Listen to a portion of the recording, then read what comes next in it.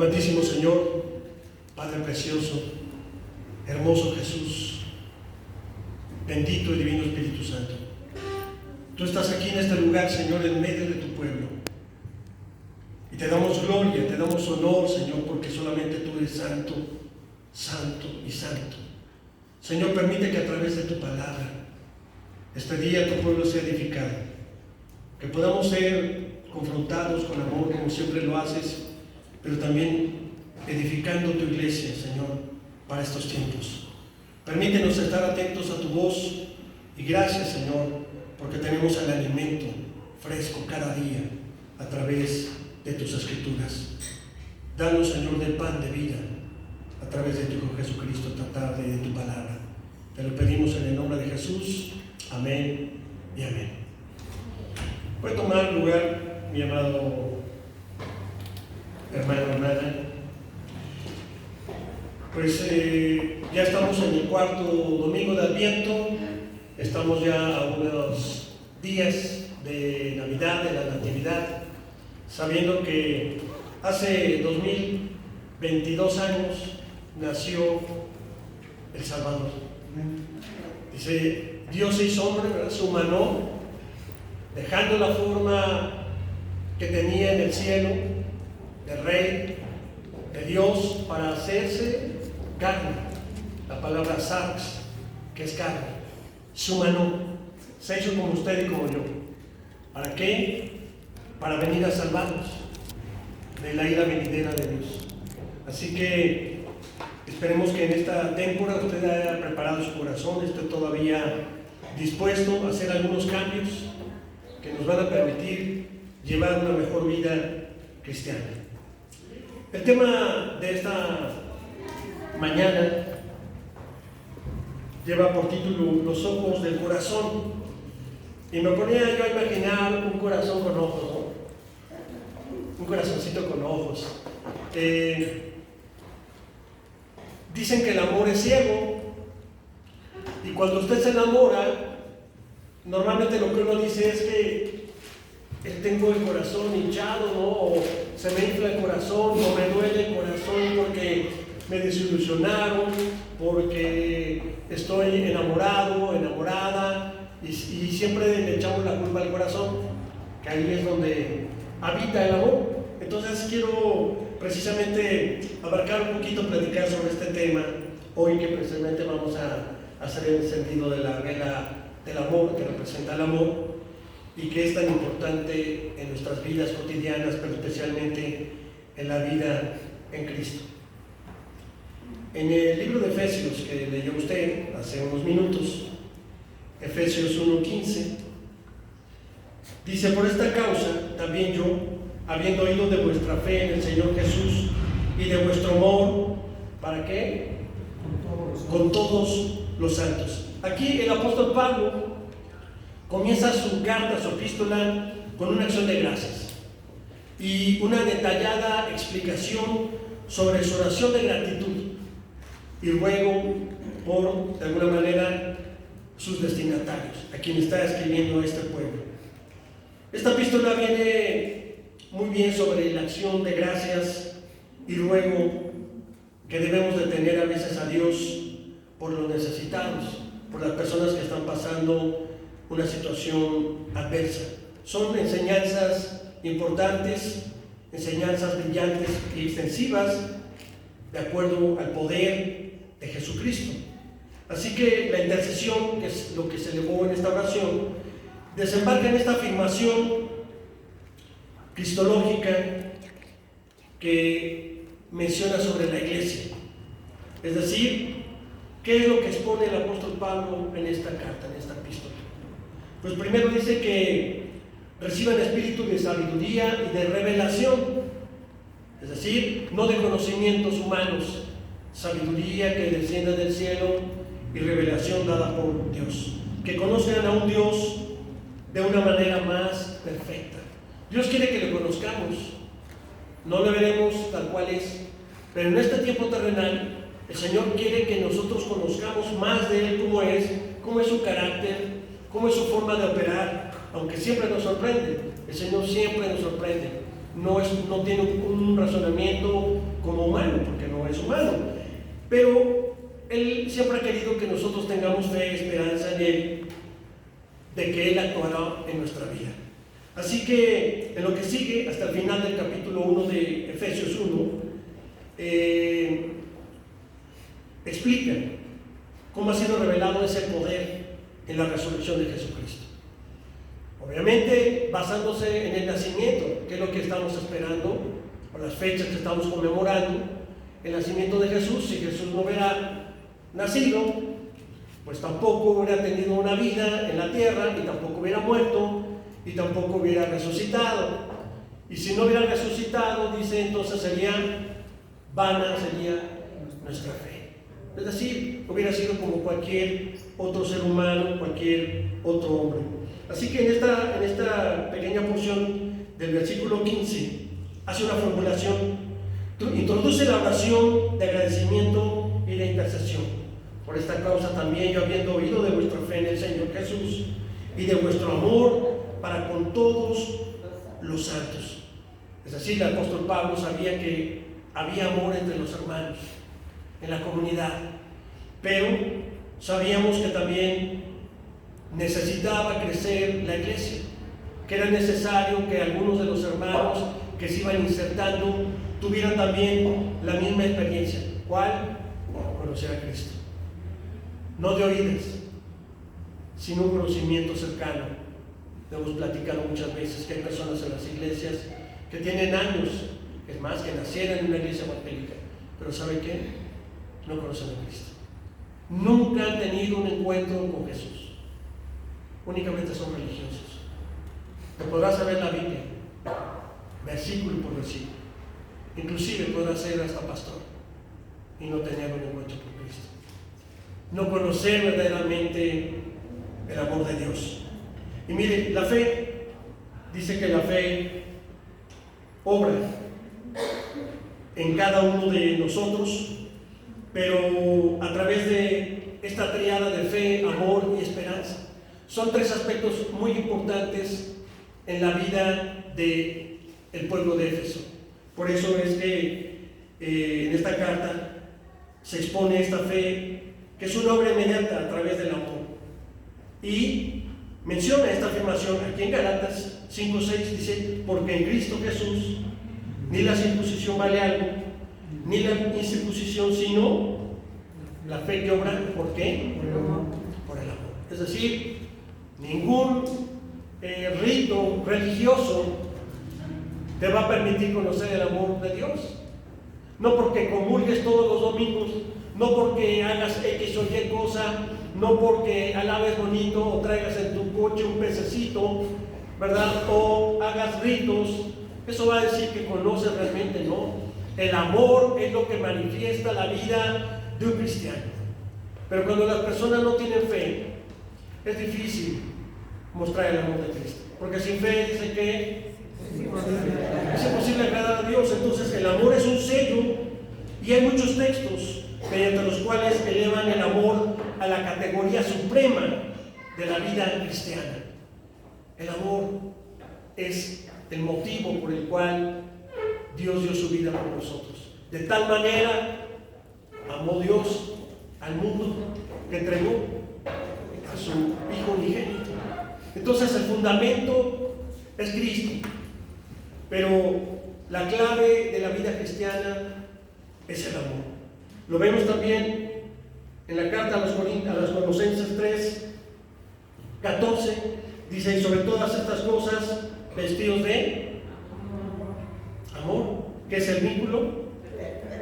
¿Qué es un vínculo? Algo que nos une, algo que nos une.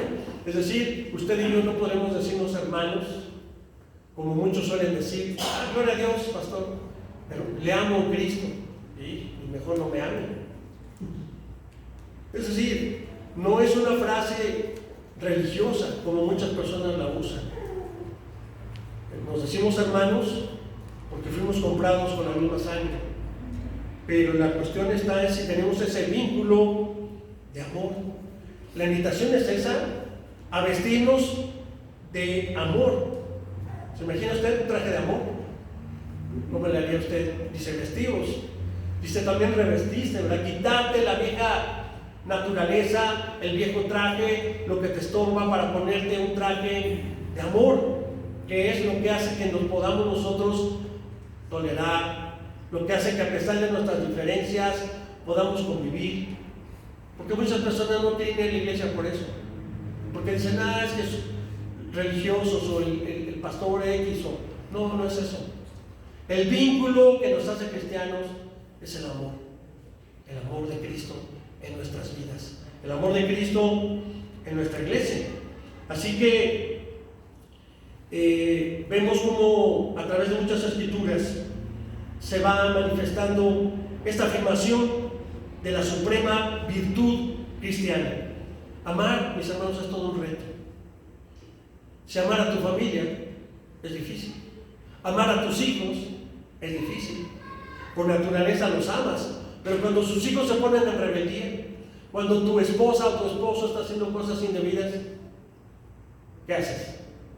¿Los sigues amando? Hay personas que dicen, ya está, lo odio, ya mejor que se vaya, ya mejor. Llega un momento en que dices, ¿y dónde está tu amor cristiano? Porque aparte de que es tu esposo o tu esposa, es tu hermano en Cristo.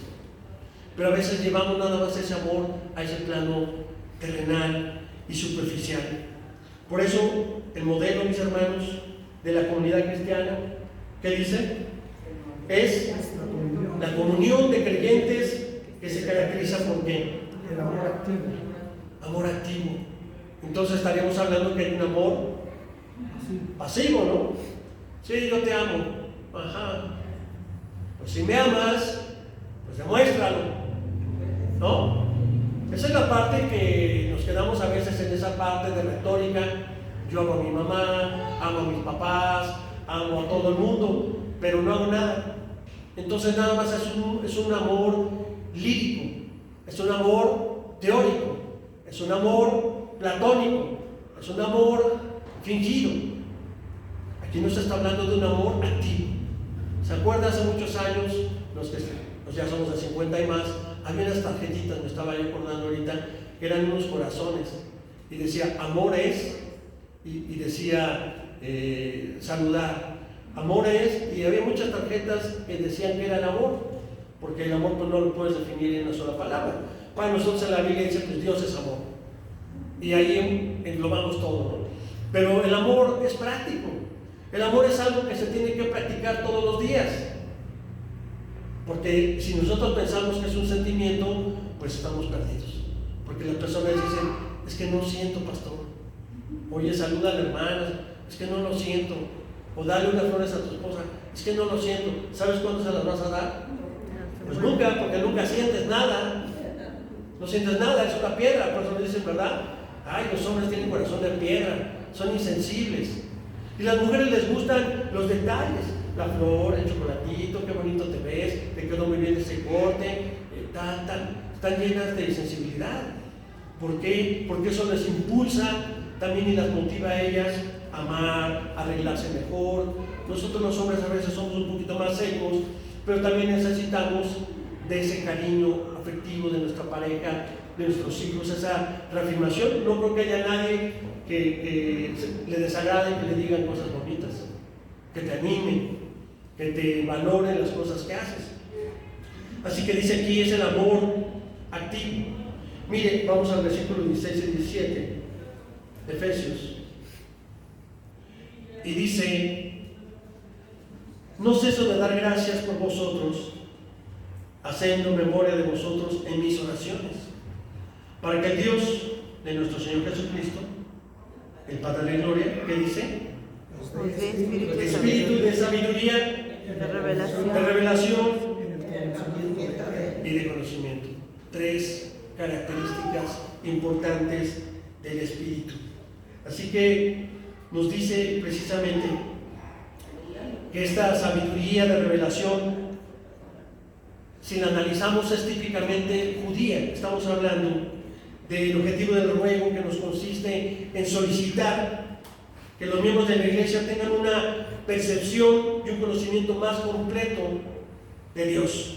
Siempre, obviamente, dentro del marco de la revelación en Cristo, lo que ya está en la palabra. Porque mire, que los miembros de la iglesia tengan ¿qué?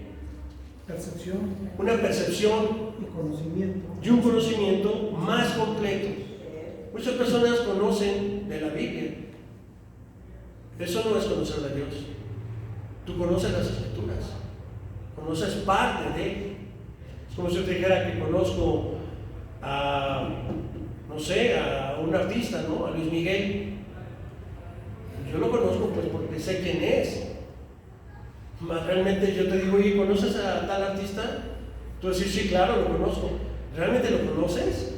¿O conoces lo que ha hecho, su voz, su historia? Podrás saber su biografía, todo. Pero realmente no lo conoces, ¿por qué?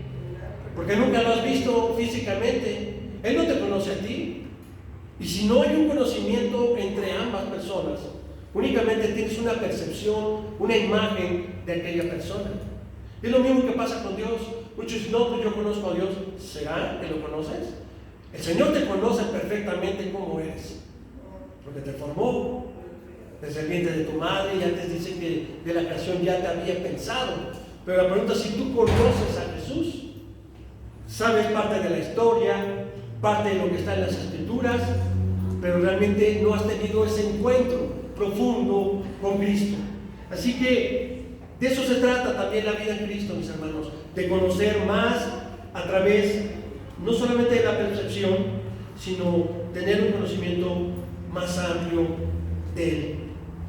En la cultura judía, los dones esperados del Espíritu eran estos: sabiduría, Iluminación y revelación. y revelación. Así que vemos algunas de las características del Espíritu. El Espíritu es sabiduría.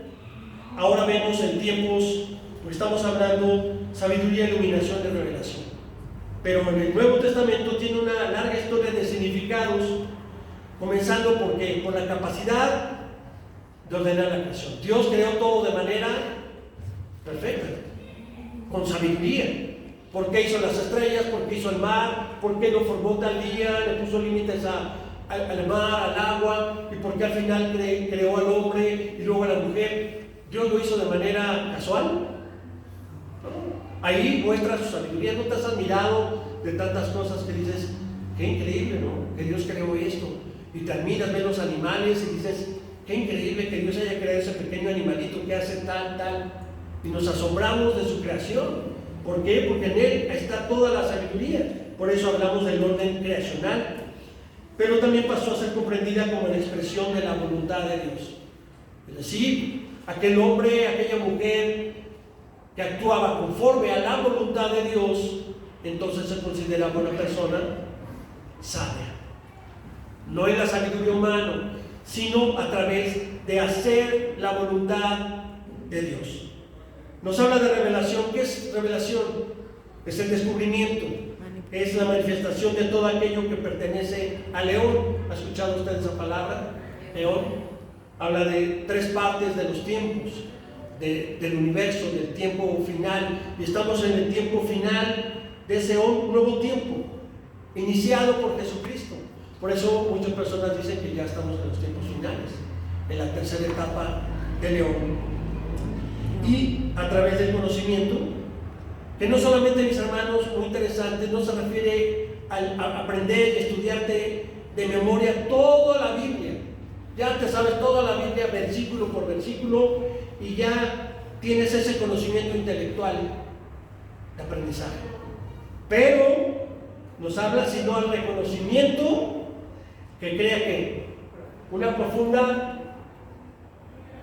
relación entre el hombre y el Espíritu de Dios. Es decir, aquella persona que no ha tenido un encuentro con el Espíritu Santo, con el Espíritu Dios, jamás podrá conocer a Dios. Porque es parte de Dios. El Espíritu es parte de Dios. No es menor a Dios, es parte de, es un Dios triuno. Porque ahí dice es un Dios trinitario. No, es un Dios triuno. Tres en uno. Es decir, es a través del Espíritu Santo que nosotros, mis hermanos, podremos conocer realmente a Dios. Esa comunión profunda que nos hace habitar con seguridad de que Dios está en ti. No es creer que Dios existe, de que Dios anda por aquí, ¿no? Es saber y tener la seguridad plena de que habita en ti, de que hay una comunión cercana contigo, que tú hablas con tu Padre, que tú tienes esa seguridad de que Él es salvo, de que tú tienes esa seguridad de que si Él viene hoy, tú estarás con Él en la eternidad. Hay una gran diferencia entre únicamente ser religiosos y poder aprendernos de memoria lo que nos enseñan en la iglesia, en los estudios bíblicos. Miren, aquí tenemos esto que precisamente les hablaba, ¿no? Sobre la sabiduría, la expresión de la voluntad de Dios. Vas a ser cada vez más sabio cuando tú hagas, ¿qué? ¿Tu voluntad? La voluntad de Dios. La voluntad de Dios. Entre más hagas las cosas que a Dios le agradan, porque la voluntad de Dios, que dice, ¿cómo es? Agradable y perfecta. Agradable, buena y perfecta. Entonces, cuando tú haces algo, tú dices, ¿esto le agrada a Dios? Lo hago. ¿Y por qué a veces hacemos cosas que no le agradan a Dios? Porque actuamos sin sabiduría, actuamos en nuestros conocimientos, actuamos conforme a nuestros instintos. Así que, pues vemos más adelante en Efesios 1:18, lo que está traducido mediante los ojos del entendimiento. Mira aquí dice, alumbrando, lea conmigo, los ojos de vuestro entendimiento, Para que sepáis cuál es la esperanza que Él os ha llamado y cuál es la riqueza de la gloria de su herencia. herencia en los santos. ¿Usted ya sabe esto? ¿Cuál es la esperanza por En lo cual le ha llamado a usted? la vida eterna. ¿Por qué le ha llamado a usted? Porque es un llamado. Muchos dicen, pastor, ¿por qué usted es pastor? Pues no sé, hubo un llamado. Y yo respondí, heme aquí. La pregunta es usted, ¿cómo se hizo cristiana? Recientemente me hizo una hermana que bautizaron en una iglesia cristiana a una niña de 5 y de 6 años. Yo dije, bueno, pues no tiene ningún sentido. ¿Sabrá una niña de 5 y 6 años qué es lo que está haciendo? ¿A qué compromiso lo están llevando? Pues no hay un entendimiento pleno. Podrá tener una emoción, podrá haber una conducta, un cambio de conducta en ella, no sé, cosas, pero yo creo que es muy pequeña para poder entender y comprender el compromiso que está adquiriendo y cuál es la esperanza que ella tiene al saber que ha sido llamada al reino de Dios. Entonces, dice, alumbrando los ojos de vuestro Entendimiento. En otras versiones dice los ojos del corazón.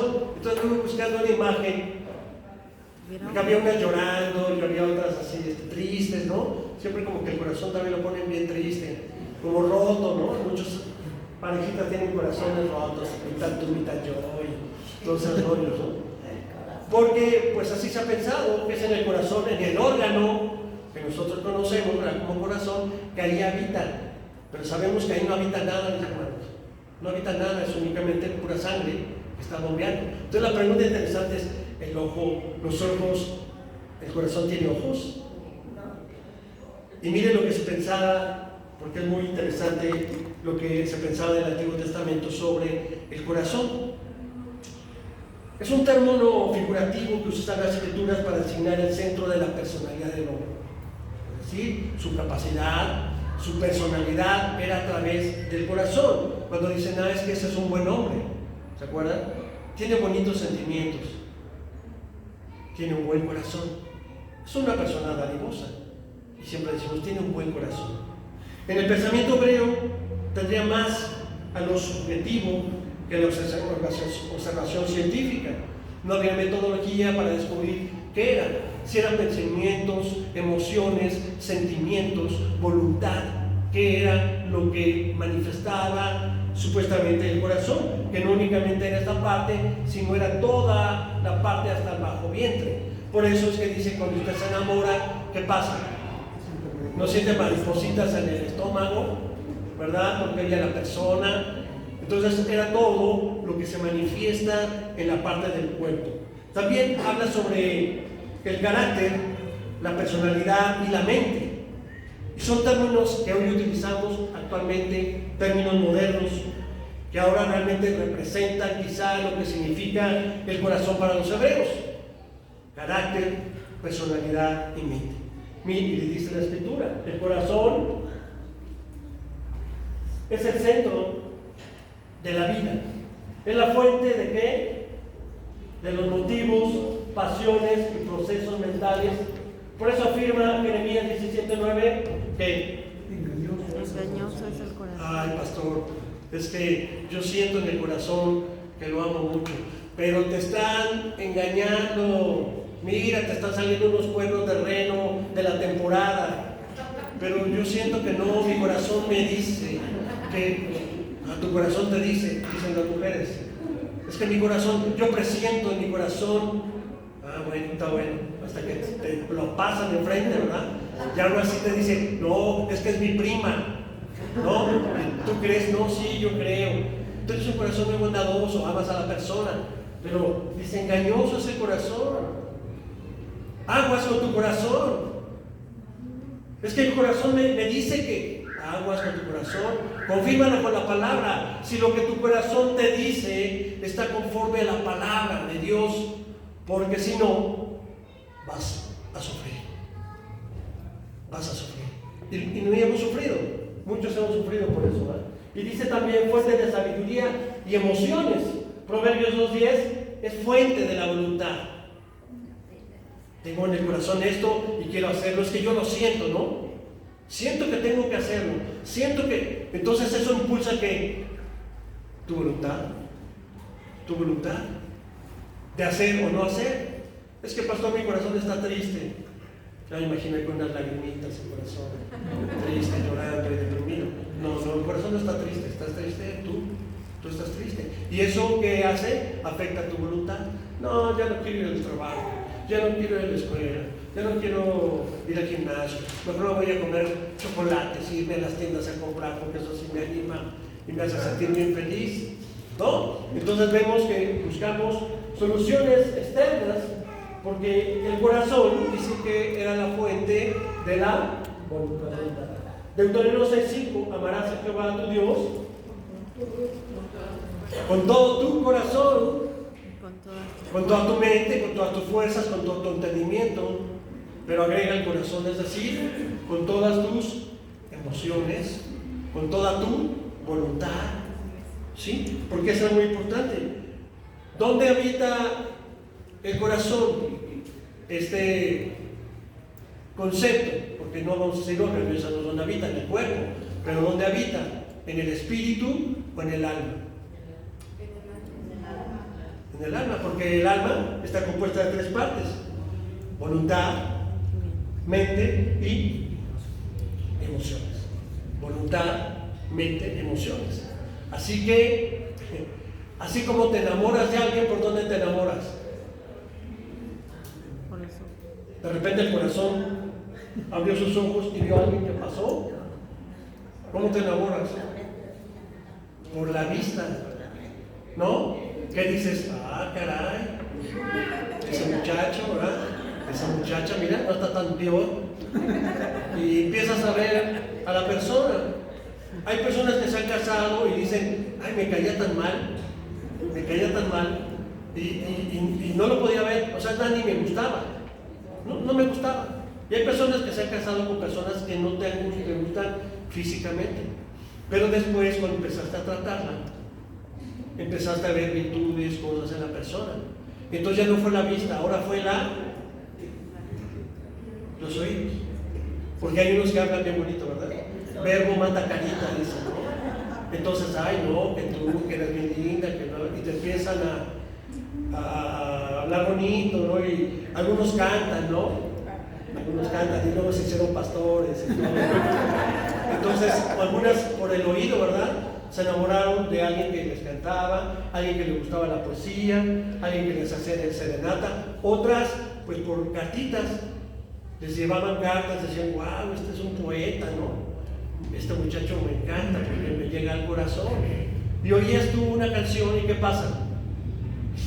Hasta suspiras, porque te llega al corazón, porque son emociones, son emociones. A veces en las iglesias, mis hermanos, así son. Las iglesias a veces han trabajado mucho con las emociones del pueblo. Entonces vamos a tocar canciones bien, que te lleguen para que todos se pongan a llorar y la iglesia está llore y llore. Y después sales y ¿qué? Pues sigues pecando. ¿Y de qué te sirvió que lloraras si nada más están trabajando la emoción en ti? Entonces, muy importante porque amarás a Jehová tu Dios con todo tu corazón. Y ahí hablamos con todo, tu mente, tu voluntad, con todas tus fuerzas, con todo. Ahora vamos a ver qué es el corazón o qué concepto tenían en el Nuevo Testamento. Aquí tiene un aspecto más psicológico y espiritual, más amplio que en el Antiguo Testamento. El apóstol Pablo, tanto como nuestro Señor Jesucristo, usaron este término del corazón para referirse a ¿qué? A la fuente o base de los sentimientos, deseos, esperanzas, motivos, voluntad y percepciones intelectuales. Es decir, cosas que tú crees que son. Una percepción. ¿No te ha pasado que de repente van dos chicas y un muchacho voltea a verlas y a lo mejor el muchacho volteó a ver otra cosa, pero ella dice, ¿ya viste? Me volteó a ver. No, claro que no. Sí me vio. No, me vio a mí. Pues no la vio a ninguna de las dos. Pero tenemos una percepción de que algo sucedió y de ahí empieza tu mente a querer ahora pedirle el teléfono, querer investigar quién es. Todo lo que entra a tu mente, mis hermanos, la mente sabemos que es muy poderosa. Por eso dice que si lo puedes pensar, lo puedes creer.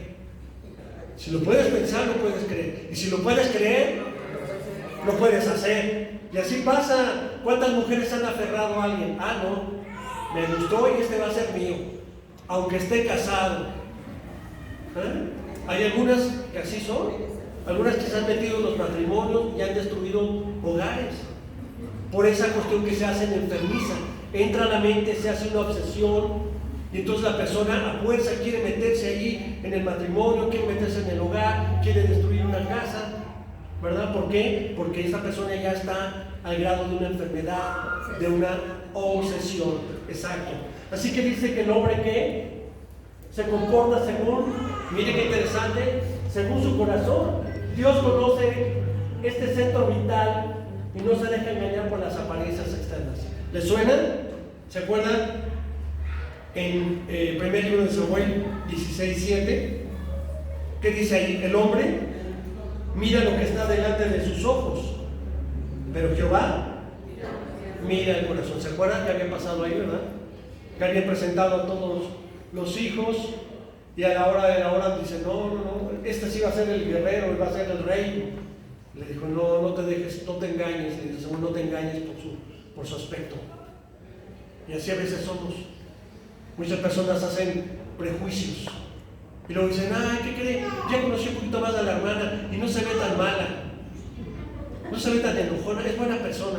¿Y por qué haces prejuicios? Por cómo ves a la persona, porque a veces es muy seria, porque a veces, bueno, cada quien tiene su personalidad, pero es muy importante no juzgar, sino conocer el corazón, las actitudes de las personas. Luego dice, ¿cómo podríamos limpiar nuestro corazón, no? Dice, crea en mí, oh Señor, un corazón limpio, dice el salmista, ¿no? Después de haber pecado y después de todo lo que hizo, dice, lávame con hisopo, quedaré más blanco que la nieve. Dios puede limpiar nuestro corazón. ¿No ha hecho eso en usted? A raíz de que conoció a Cristo. Él ha ido limpiando muchas cosas en nuestro corazón. Luego nos dice, por eso Jesús subraya esta importancia del corazón cuando dice en el Evangelio de Mateo 5:8, lean conmigo, dicen, bienaventurados los de limpio corazón. ¿Por qué? Porque ellos verán a Dios. Es decir, ¿cómo está tu corazón? ¿Cómo está nuestro corazón? ¿Está quejoso? ¿Está lleno de envidia? ¿Está lleno de odio? ¿Está lleno de rencores? ¿Cómo está tu corazón? Porque el hombre puede creer y puede experimentar y comprender a Dios solo cuando Cristo habita en el corazón por medio de la fe. Ahí lo vemos, Efesios 3:17, que dice: para que habite Cristo por la fe en vuestros corazones. Así que, aunque es una parte como una metáfora, cuando nosotros decimos ya acercaste a Cristo en tu corazón, porque es obvio que Jesús no va a entrar en el músculo llamado corazón, sino entrar en tu alma, en tu ser. Y ahí es donde vive el Espíritu Santo, ahí es donde habita, y por eso nos dice, ¿verdad?, que nosotros somos templo del Espíritu. Más adelante, Efesios 1:19, dice, lea conmigo, igual la superviniente grandeza de su poder,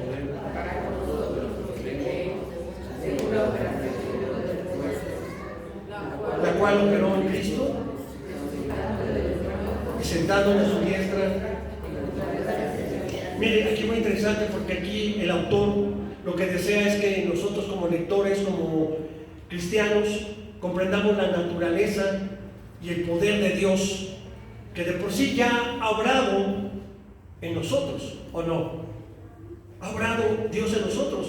El texto toca uno de los ministerios más profundos de la fe y de lo que hoy podemos llamar el proyecto cristiano.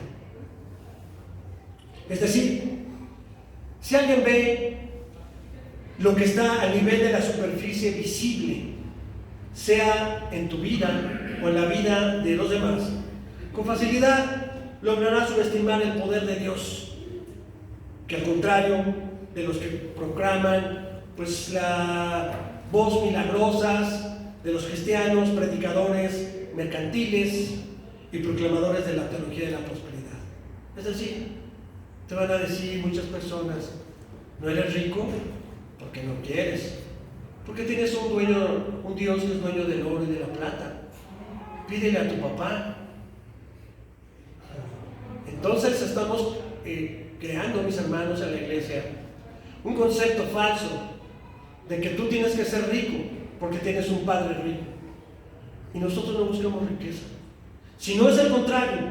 Actúa de manera diferente, no despampanante ni pomposa, sino precisamente ahí donde menos uno se espera. Es a través de la debilidad, de la pobreza, de la sencillez. En una palabra, en la cruz de Cristo.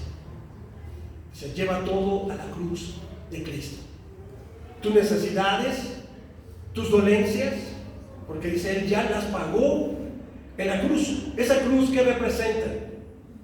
Pues la máxima humillación que un hombre pudo recibir en el mundo. Instrumento de castigo cruel, el cual no hubo en la humanidad un paralelo igual, que rompe todos los parámetros, mis hermanos, y modelos imaginarios religiosas. ¿Usted ha escuchado la vida de otros supuestos dioses? De Hare Krishna, de Mahoma, de Buda. Ninguno de ellos sufrió lo que sufrió nuestro Señor Jesucristo. Es decir, las divinidades tienen un proceso muy diferente, contrario a la lógica del poder que fue. No tendría sentido común, y es lo que dicen muchas personas: no es posible que el Hijo de Dios sea Jesucristo, porque Dios no se flagelaría ni dejaría morirse. ¿Cómo es que Dios, hecho hombre, haya pasado lo que tenía que pasar? Y esa es la situación que para los hombres, para las personas, quieren buscarle todo un sentido común. Pero Dios no actúa ni piensa como los hombres, mis hermanos. Por eso no es extraño que el autor de esta epístola de Efesios insista tanto a sus lectores que deben de percatarse del poder de Dios. Dios deja su trono, deja su gloria y se humaniza y se hace hombre y nace en un niño, en un bebé, que luego vive una vida humana y después es atormentado, crucificado, golpeado y desciende a las sepulturas, toma las llaves del Hades y resucita con todo poder y con toda gloria para manifestarse en la vida de su iglesia, de su pueblo, de tu familia. Imagínate qué proceso tan diferente de los dioses o deidades que tú conozcas. No tiene precedentes lo que Jesucristo ha hecho por ti y por mí. Es decir, reencarnarse, encarnarse, tomar forma humana. Por eso, mis hermanos, la resurrección exige un acto de fe, porque muchas personas no creen. Todavía entre los cristianos me han dicho: oiga, pastor, y yo siento que yo ya viví aquí, ¿no será que ya morí y volví a regresar? Y dentro de un tiempo, hermana, usted está creyendo en la reencarnación, no en la resurrección. Y hay personas que creen en eso, que están metidos en la metafísica, que están metidos en cosas bien raras, y pues cada día van a estar más confundidos, porque el acto de la resurrección, mis hermanos, implica tener mucha fe. ¿Se ha puesto a pensar si realmente usted resucitará o no? Si es posible que usted resucite. Cuando las personas me dicen: pastor, dice que como los huesos secos, ¿se acordará usted? Cómo se fueron uniendo los tendones y volvió a dar vida.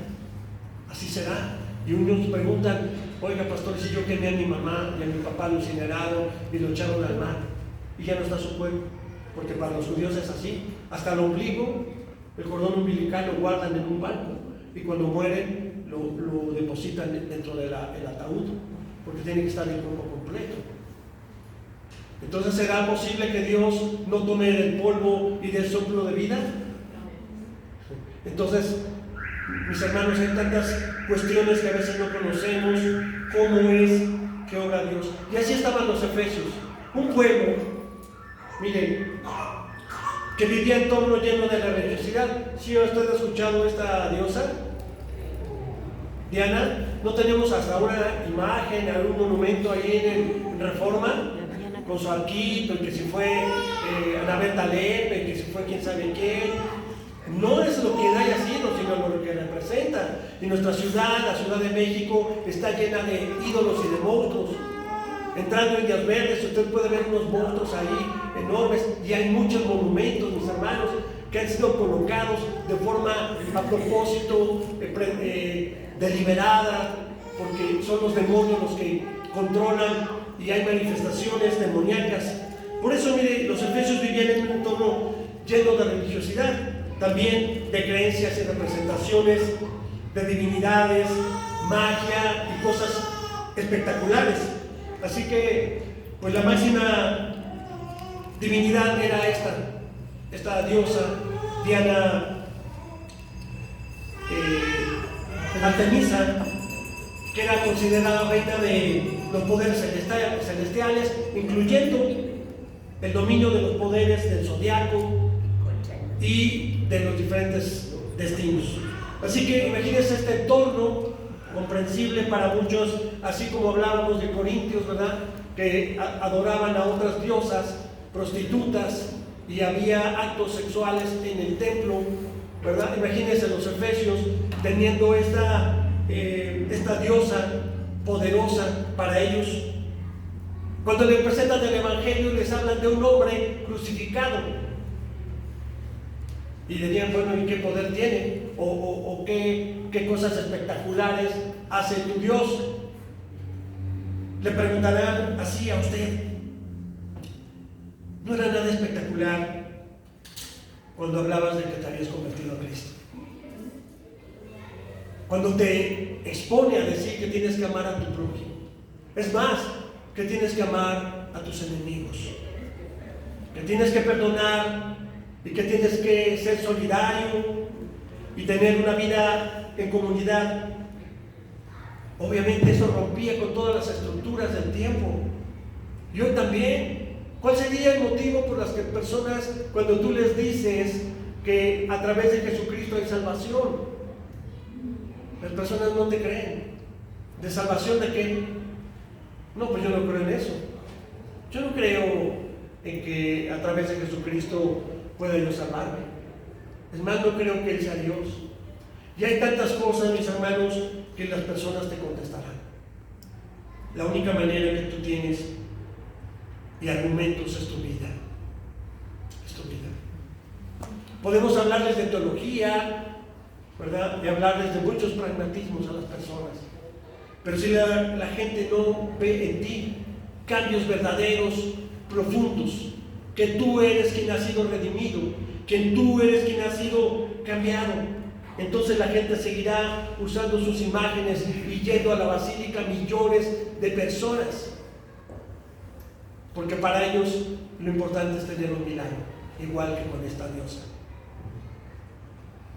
La gente quiere milagros.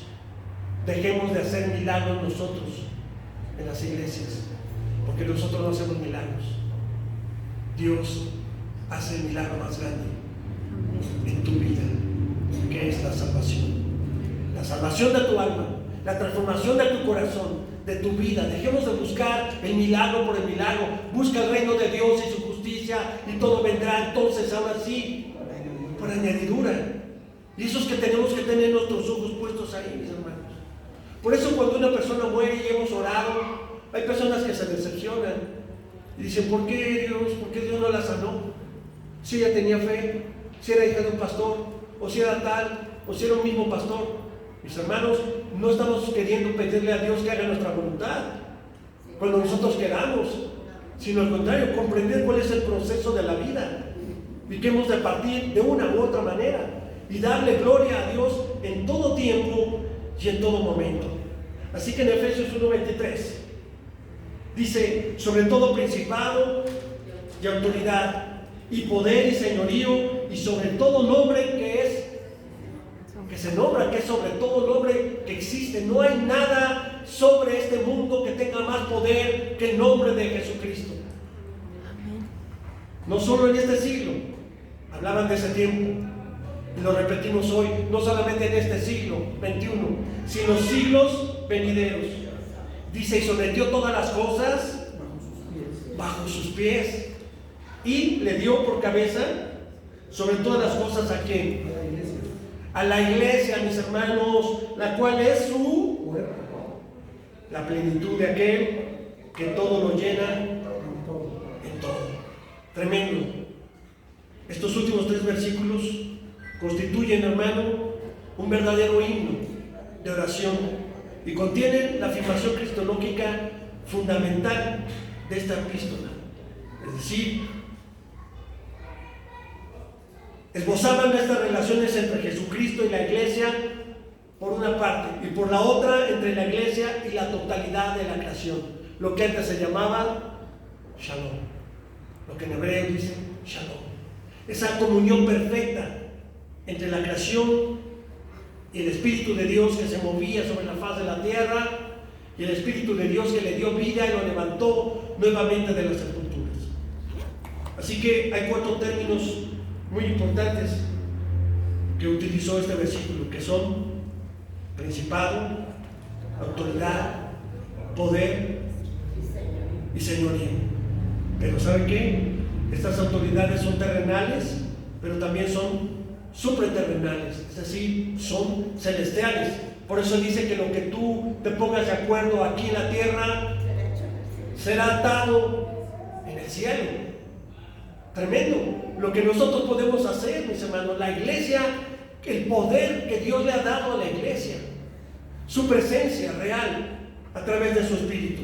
Mientras que la primera mitad del versículo 21 que leímos establece la soberanía del Señor resucitado y glorificado.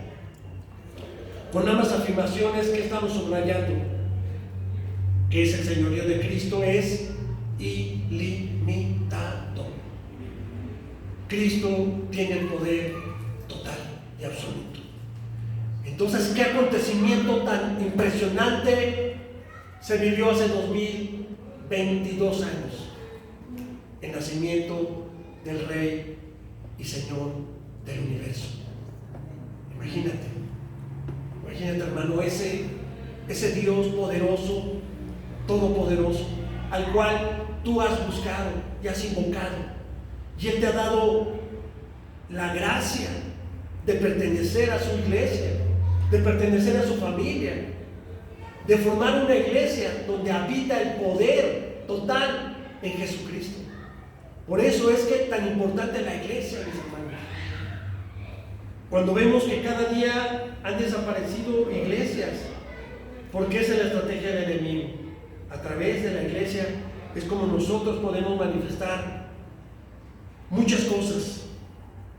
Con suma elegancia literaria, este autor pasa del dominio universal de nuestro Señor Jesucristo, crucificado, resucitado, a esta sencilla y tan humana comunidad llamada iglesia, su cuerpo, para elevarse otra vez a la cúspide del pensamiento, afirmando que la iglesia es el cuerpo de la iglesia universal. Una sola iglesia. Una sola iglesia. Porque dice que Él vendrá por su iglesia. No dice que iglesia como si fuera una denominación. No, por su iglesia. Y vimos también, y lo vamos a ver aquí adelantito, cómo es, dice el verbo llenar. Ahí lo tenemos en la... Aquel que todo lo llena en todo. Así que aquí nos habla precisamente que tiene un sentido tal vez metafórico, pero indica que Jesucristo está plenamente presente y activo. O sea, no es algo mitológico, no es algo que pasó hace 2022 años. No, mi hermano. Cristo está presente hoy, activo, y extiende su influencia que rige para todo tiempo, todo momento y todo lugar. Y ayer, en el mensaje que di a esta comunidad, dije, es increíble que nosotros podamos empezar a creer en otras cosas y ser influenciados, nuestra familia, nuestra iglesia, nuestras comunidades, ¿verdad? Y vemos hoy un fenómeno satánico llamado Bad Bunny, en el cual hablábamos que tiene 15 canciones en el rating de Spotify de las 50 canciones más influyentes del mundo. Yo le invito a que por ningún motivo deje que sus hijos, sus nietos y demás escuchen a esta persona. Escuche usted las letras de lo que están escuchando sus hijos. Esos son los influencers. Eso es lo que le estamos diciendo a nuestros hijos y a nuestros niños, y aún como padres lo bailan y lo brincan y se desborda el mundo por ir a ver a un artista, cuando estamos en temporada de un avivamiento, de amor, y estamos recibiendo mensajes de muerte, de sexo, de odio. Mis hermanos, tiene un trasfondo sociológico muy fuerte y que debemos analizarlo como iglesia. Son fenómenos que están afectando a nuestra comunidad, están afectando a nuestros hijos, a nuestras escuelas. Y la gente no lo está viendo así. Sin embargo, los cristianos vivimos por la gracia del Espíritu Santo, y de Él recibimos ¿qué? Orientación y fuerza para dejarnos convencer y sumarnos en el proyecto de Dios, el Dios de la vida. Cuando estamos escuchando cosas de muerte, cuando estamos viviendo en un país de muerte, de atentados, de aborto, hermano, nada más escuche usted un ratito cualquier canal de televisión. Muerte, muerte, muerte, asesinatos, secuestros, y aún promovemos en nuestros hogares eso. Por favor, cuide lo que escuchan. Enséñele a sus hijos a escuchar cosas que edifiquen, que construyan. No dice que nosotros ya no pertenecemos al mundo. Y entonces, ¿por qué escuchamos música del mundo? ¿Por qué, si nosotros ya hemos sido restaurados y rescatados, por qué dejamos influenciarnos por músicas que dañan tu corazón y tu mente? ¿No dice que tu corazón es tu alma? Te llega esa música, la estás repitiendo, la estás cantando. ¿No te ha pasado que de repente escuchas una tonadita y estás todo el día cantando algo? Puede ser una alabanza, pero puede ser algo que escuchaste hasta un comercial y lo estás repitiendo. Eso llega hasta tu corazón. Es importante, mis hermanos, que nosotros tomemos las cosas en serio y veamos esto y preguntemos: Jesucristo tiene todo el poder. Amén. ¿Usted lo cree? ¿Lo sabe? ¿Verdaderamente lo entiende? ¿Lo cree, mis hermanos? ¿Que Él tiene todo el poder?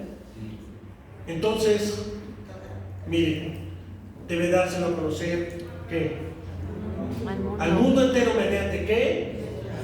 Palabra y obra. Nuestro término de palabra y de obra.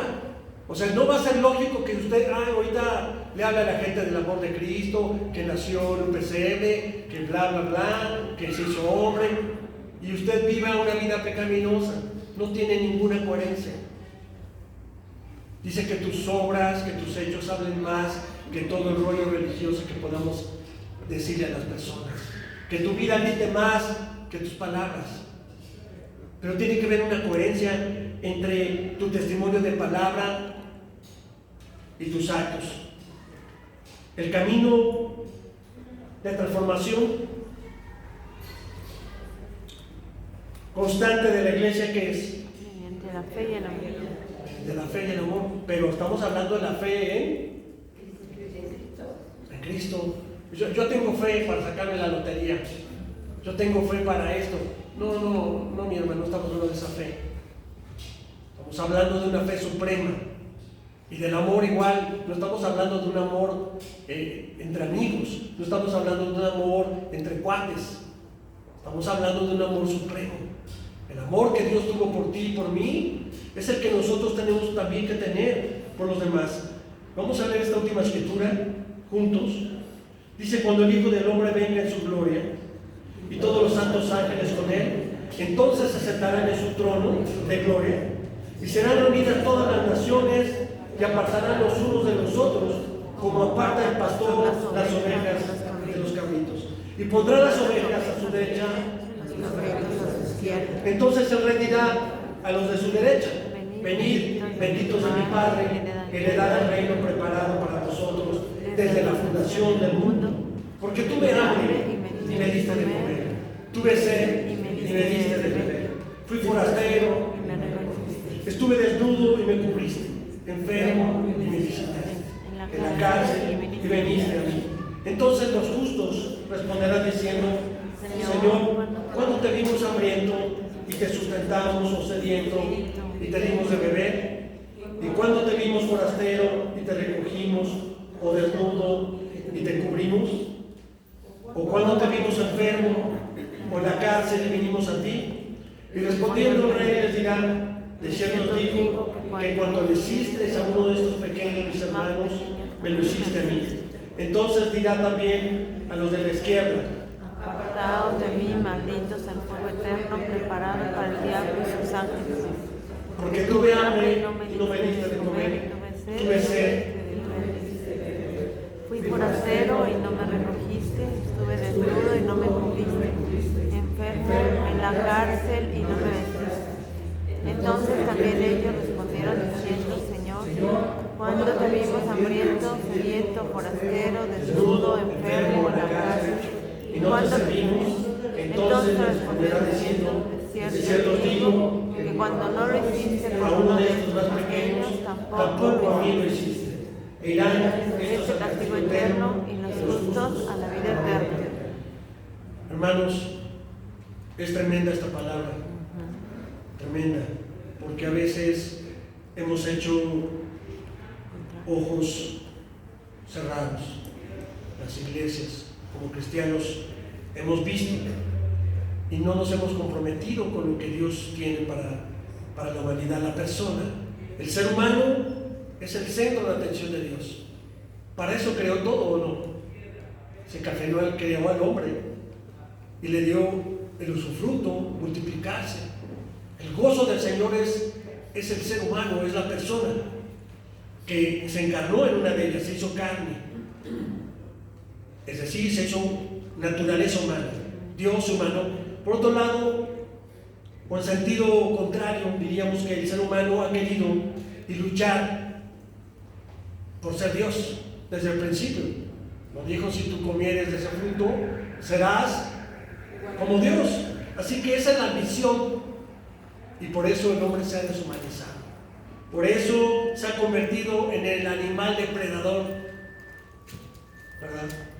Lo vimos del agua, de la tierra, de todo lo que pasa, el hombre se encarga de hacerlo pedazo. Hasta nuestra propia vida nos destruimos a sí mismos y entre nosotros, cosa que no pasa con los animales, que son irracionales, ¿no? El Evangelio nos habla para convertirnos a favor de nuestro hermano, del más pequeño, y no se refiere nada más de los niños, se refiere al más débil, al que no tiene, al que está enfermo, al que está en necesidad. Por eso necesitamos que nutrirnos de Cristo. Ahora nos vamos a nutrir de muchas cosas estas fechas. Por eso yo le invito a que no falte toda esta semana para nutrirnos más de Cristo. Estemos como familia, los que no vayan a salir de viaje, que vengan todos los días, dice, y perseveraban juntos en oración y se reunían todos. ¿Cuándo? Todos los días. Todos los días la iglesia primitiva se reunía para poder gozarse y crecer juntos, nutrirnos. Repito, ¿qué escucha usted? ¿Qué ve usted? ¿Con quién platica y de qué? De eso se nutre. De chismes, se nutre de pleitos, se nutre de muchas otras cosas que no están llenando su alma. El Evangelio nos habla de este principio ético: da de comer al hambriento, da de beber al sediento, hospedar al extranjero, vestir al desnudo, vestir al enfermo, visitar al enfermo. Muchas personas, ahora que hubo personas enfermas, no las fueron a visitar, ni siquiera una llamada. Las personas que murieron, ni siquiera usted la ha llamado.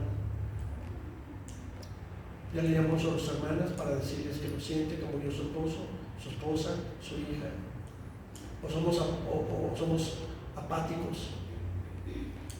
Eso demuestra parte del amor. No es decir te amo, es hacer te amo. Como pueblo, mis hermanos, debemos también recuperar la memoria histórica de Jesús. Y hablaba ayer y le decía a las personas, es increíble que estemos ahorita festejando a Santa Claus, cuando tenemos que decirle al mundo todavía por qué es Navidad, porque no va a haber ningún comercial que se los diga, no va a haber ningún programa que se los diga, no va a haber ningún chat, ni ningún TikTok, ni ninguna cosa así que le recuerde a las personas cuál es el motivo por el cual nos vamos a reunir como familia. ¿Cuál es el motivo de esta temporada? Tenemos que hacerlo.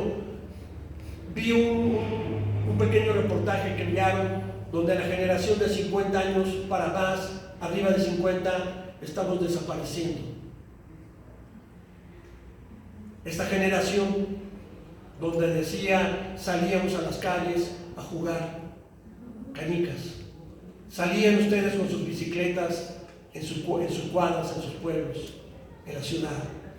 Jugábamos a las escondidillas, y jugábamos a la casita, y jugábamos a los carritos, haciendo una carreterita de gis. Somos la última generación donde le dábamos besos a nuestros padres en la mano. La última generación donde respetábamos a nuestros abuelos. La última generación que respetábamos a nuestros padres.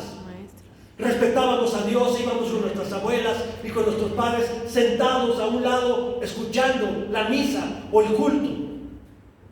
Somos la última generación. De ahí para abajo son incrédulos. Tus hijos no creen en Dios porque tú no les has enseñado ese testimonio de amor. Se han apartado del camino. ¿Qué le esperan a nuestros nietos? ¿Qué le esperan a las futuras generaciones? Que venga un gordo con barba a decir que viene a salvar al mundo y que le digamos eso a nuestros hijos. Es un engaño, es una perversidad. Tenemos que decirles quién es el que dio su vida, quién es el que trae vida y vida en abundancia. No cesen nuestros labios en esta temporada, si te vas a sentar con tu familia incrédula, háblales de Cristo. Háblales de Cristo a tus nietos. No ceses de hacerlo, de sembrar en sus corazones el amor entre hermanos. Familias increíbles que no se hablan entre ellos, entre propios hijos, no se hablan. ¿Qué van a hacer en la Navidad? ¿Cómo le van a hacer? Todos peleados, el papá, la abuelita. Es un caos su familia. Hermano, es el tiempo. Si decimos que creemos en la Navidad, entonces tenemos que regresar a recuperar esta memoria histórica. ¿Cuántos de nosotros nos sentábamos alrededor del árbol con juguetes y con la familia unida, orando, cantando, ¿verdad? Los que nos tocó hacer posadas y hacer cantos para entrar a la casa. Ya no hay nada de eso, mis hermanos. Ya nada más es darle un teléfono a un niño que se vuelva loco ahí, una tablet, y que no te moleste. Tenemos que regresar a esto, a la historia de Cristo, y no dejar, mis hermanos, que el mundo nos consuma, que las modas nos consuman. Debemos de crear conciencia de que somos instrumentos de Dios para bendecir. Tú eres instrumento para bendecir. ¿Te has dado cuenta? Que tú eres el instrumento que Dios va a utilizar para bendecir a tu familia. No dejes de orar por tu familia. No dejes de orar en la cena, en el lugar en donde vayas a estar. Eleva una oración. No te dé pena hacerlo. Aunque estés rodeado de católicos o de otra religión, no te dé pena de esconder tu fe y que vean que eres diferente, porque eso somos llamados a ser diferentes. Antes de cenar, bendice los alimentos. Antes de cenar, bendice a tu familia, bendice a tus nietos. Sé instrumento de bendición esta Navidad. Qué bueno que le puedas dar un regalo a tu nieto, a tu hija o a tu hijo grandote. Pero no será mejor, como lo hacen muchos judíos, que el hijo se postra y la esposa se postra y el padre o el abuelo impone sus manos y ora y bendice a su esposa y a sus hijos. ¿Qué será mejor, un regalo que la bendición? Mis hermanos, tenemos tantas cosas que cambiar. Desafortunadamente hemos vivido invadidos por los medios, invadidos por las tradiciones y a veces a eso que le llaman moral, una falsa moral. Ayer veíamos en la iglesia personas que entraron con cervezas a la iglesia y me molesté y le dije a las personas que invitaron: saquen a esas personas, por favor. Y estuve a punto de sacar a Santa Claus, que estaba ahí, pero era la familia de los que me invitaron, de un cristiano. Es increíble, dijo: ¿cómo es posible? Estoy hablando sobre eso y traen aquí a Santa Claus. Y los niños ahí tomándose fotos con él. Es obvio, mis hermanos. No sé, a veces no quiero pecar de rigorista, pero las personas a veces no lo toman como algo importante. Dios, mis hermanos, con esto quiero concluir. Entiende, Dios se ha acercado. Dios se acercó. Dios dejó su trono de gloria para acercarte a ti, acercarse a tu hogar, a tu familia, que ha subido nuestro rostro de agonía para compartirla con la vida, con la gente que quiere vivir como pueblo de Dios. Hemos de recuperar la memoria histórica de Jesús, que para el mercado es demencia, es locura. Hasta los pastores contemporáneos se han posesionado de las leyes del mercado. ¿Qué voy a predicar que le deje más rating? ¿Qué le voy a predicar a la iglesia para que no se vayan? Lo que sea. No importa contar chistes, no importa lo que haya que hacer para agradarle a la iglesia. No estamos para agradarle a la iglesia, estamos para agradarle a Dios. Y nuestra vida sea transformada. Pastores y ministros se han olvidado del rostro humano de Dios. ¿Quién es el que viene a tu casa en estos días? ¿Quién está y quién habita todos los días de tu vida? Jesucristo, el Señor, el que dejó su trono para habitar en ti como templo. Mi oración, mis hermanos, sería porque las iglesias salgan del mercado de intereses mundanos para curar las heridas de los que sufren de la violencia de las estructuras de pecado. Debemos crear conciencia de que somos instrumentos de Dios para bendecir, mis hermanos. No olvide eso. En tus manos está esta temporada. Bendecir a tu familia, no de palabra, sino que lo puedes bendecir realmente con tu vida, tu presencia, tus oraciones y tu testimonio. Pónganse en pie, mis hermanos, y vamos a leer juntos esta última diapositiva. Amada iglesia, querido Dios, ábrele los ojos del corazón, queremos servirte, y cuando tú nos llames, tengamos las manos colmadas,